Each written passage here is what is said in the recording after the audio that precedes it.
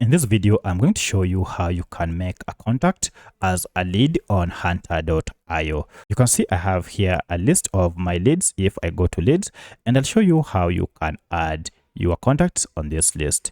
Alright, so if you find this video helpful, please like and subscribe to this channel.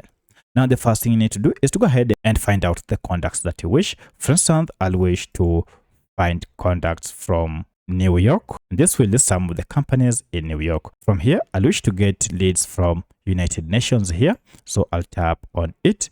And here you can see we have a list of contacts from United Nations. So you can search for your lead, maybe by people or even decision makers by tapping on this, and you should see a list of decision makers here. For instance, I wish to add this public information director to my leads.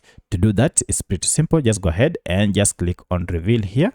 And then from here, you can see it has been saved. So if you see it saved, it means it has been added to your leads. Now to see Samir on our leads, if I go back to leads here and tap on it, now you can see we have Samir has been added to my list of leads. So that's how you can add contacts to leads on Hunter.io. If you have any other question, kindly let me know in the comment section. Otherwise, thanks for watching and let's meet in the next video.